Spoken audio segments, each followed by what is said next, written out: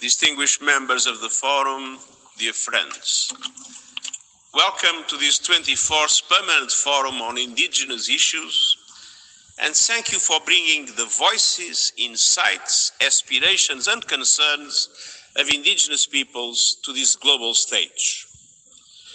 The world's indigenous peoples are magnificently diverse in cultures, languages, histories and traditions. But they are united by common features and common challenges. You are the preeminent stewards of the world biodiversity and of the environment.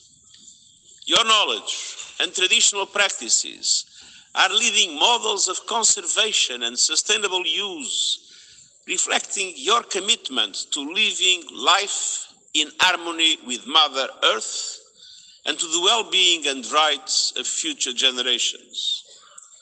The world has much to learn from your wisdom, insights and approaches which prioritize the health of ecosystems over short-term economic gains. As we tackle the many challenges that we face, building sustainable food systems, moving to sustainable ways of living and more, we must recognize that the world does not always value you as it should. And so, dear friends, the difficulties facing indigenous peoples around the world are an affront to dignity and justice, and a source of deep sorrow for me personally. Indigenous women face particular challenges, including barriers to political participation, economic opportunities, and essential services. On a trip to Suriname 3 years ago, I had the honor of visiting Kalinya peoples. I witnessed how climate change is devastating their lands and destroying their way of life. And I heard how mercury from illegal mining is harming indigenous peoples in the region, as in many others, namely including Brazil, poisoning their water and food supplies. Tragically, this is a story replicated around the world. Everywhere, indigenous peoples are on the front line of climate change, pollution, and biodiversity loss, despite having done nothing to create this crisis and everything to try to stop them. Eviction and illegal exploitation continue to harm your people and grossly violate your rights. You face marginalization, discrimination, unemployment, economic disadvantage, and horrendous violence, particularly as you seek to defend our common home. And too often, you are excluded from decisions that directly impact your land and territories, threatening your ways of life and food security. Meanwhile, a looming threat grows. The race for minerals critical to the global energy transition, a large proportion of which are located or are close to indigenous peoples' territories. As demand soars, too often we see dispossession, exclusion, and marginalization in decision-making. The rights of indigenous peoples trampled and else jeopardized, all as you are denied the benefits you deserve. So, distinguished members of the Forum and dear friends, we know how to right these wrongs.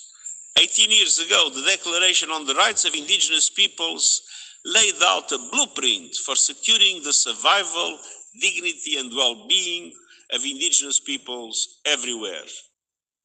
The Declaration has been used by courts, parliaments and communities to secure rights and galvanize political action. And multilateralism has delivered progress. In the past year, countries have made important new commitments. In the Global Digital Compact, to build digital skills and capacities, including among indigenous peoples. In the Pact for the Futures, calling to recognize, respect, promote and protect the right of indigenous peoples and their territories, lands and ecosystems, while safeguarding their traditions, spiritual beliefs, and ancestral knowledge, and to help to do so by ensuring a seat at decision-making tables. And at COP16 on biodiversity, countries committed to create a permanent new subsidiary body, a space for indigenous peoples and others to participate in decision-making on biodiversity. And they agreed on sharing the benefits of digital genetic information with a portion of the new Kali Fund supporting indigenous peoples. Indigenous peoples, and particularly the members of this forum, also contributed to the work of the United Nations panel on critical energy transition minerals. The panel's principles and recommendations are grounded in human rights, including the Declaration on the Rights of Indigenous Peoples. Yet, we know that there is much further to go. And I hear your calls for greater and more meaningful participation in the United Nations. The focus of this year's session is implementing the declaration within member states and within the United Nations system. And this is an urgent call to action. And I would point to 4 specific areas. First, strengthening the permanent forum. We need member states to ensure high-level representation. And we need to fortify the trust fund on the indigenous issues, broadening the donor base and increasing contributions. This is vital to enabling the forum to deliver its work, including through participation and representation at international meetings. Second, I urge governments and institutions to ensure that the leadership, rights and needs of indigenous peoples are recognized and acted upon across the board. In a world in flux, it is particularly important that governments are alert to the impacts on indigenous peoples, and governments must honor their obligations in the Declaration on the Rights of Indigenous Peoples without delay, and bring indigenous peoples, particularly women, into all forms of decision-making, supporting political participation. Third, international finance providers should make indigenous peoples a key consideration, so that finance flows to their self-determined priorities and projects are included in their action. And fourth, I urge countries, companies and more to work with us to deliver on all the recommendations of the panel on critical energy transition minerals. We'll soon launch the high-level expert advisory group to accelerate action on benefit sharing, value addition and fair trade, and to make sure that the needs and the input of indigenous communities will be key. Let's be clear, the clean energy era must power progress on indigenous people's rights. And so, distinguished members of the forum, upholding the dignity and worth of every person is central to the work and mission of the United Nations. It is our essence. And because it is at our core, we say loudly and clearly, the individual and collective rights of indigenous peoples are non-negotiable. Now and forever, we stand with you all.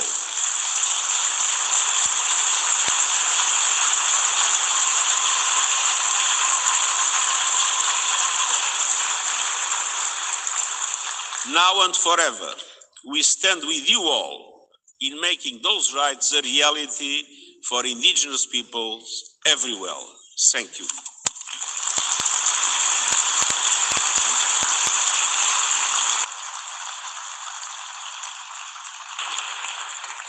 Thank you. I thank the Secretary. Nigeria, ṣé ń gbọ́ ẹ ti wọ wàhálà ẹ ti wọ gàù.